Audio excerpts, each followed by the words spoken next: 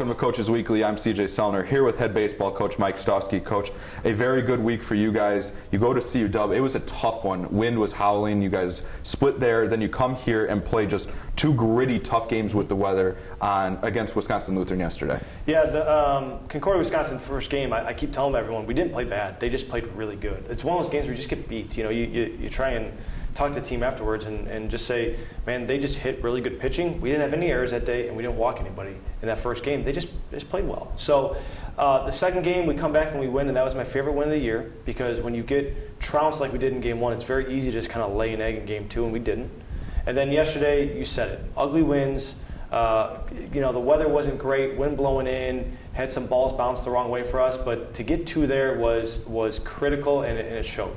I think you said it best on the radio afterwards, and when we talked about it, that everybody's giving you guys your best shot. You guys played a near perfect game against CUW, like you said, but they just found a way to beat you. That these teams get geared up. I mean, it's going to go in without saying. You guys have won the conference for 4 straight years. That people are just going to, without question, get up for you guys. Yeah, there's a target on our back, and you know, it's something that our guys enjoy, and we've earned it. There's no doubt, and we'd rather have the target on our back than go and chase a target.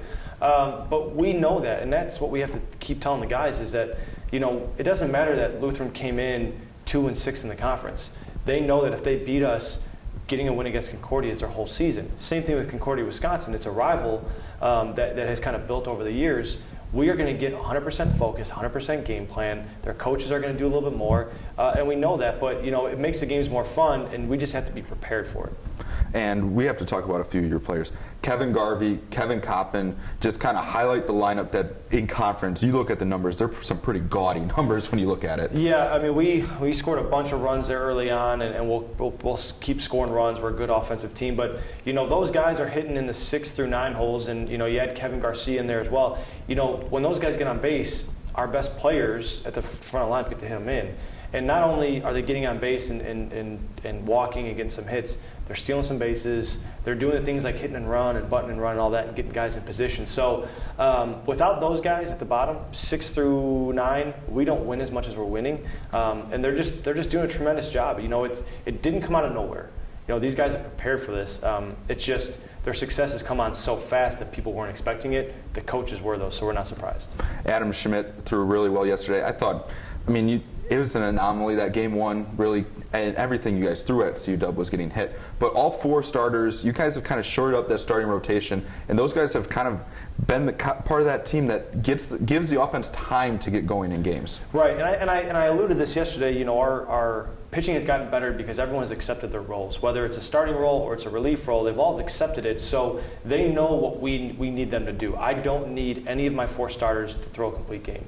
I think we may only have 1 on the whole season. I think Keaton kind of threw 1 against Rhodes. Other than that, I just need you to go 6. Go 6. We're going to hand the ball to Mike. We're going to hand it to Alex Myers. We're going to give it to a couple other guys in the pen, and we're going to go win the game. You know, I think what guys were doing is they were saving stuff in the tank. They were trying to extend their outings when they didn't need to, and now they've come back to, let me get my job done, get it to the next guy, he'll get his job done, and that's why our pitching staff has been as good as they have been. Now you guys have to continue that. You have a 2-game lead in the conference over everybody that's chasing you guys, but you have Rockford coming up and then the Division Street rivalry in Dominican.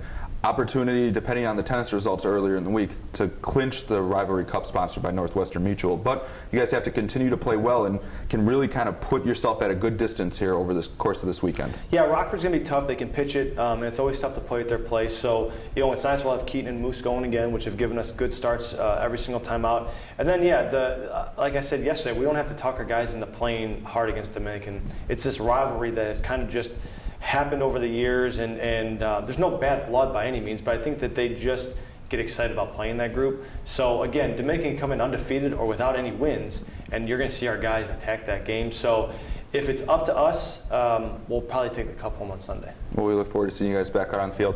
Cougars take the field this weekend at Rockford on Saturday, then returning home for the Division Street rivalry on Sunday against Dominican. You can find all the live feeds at cucougars.com.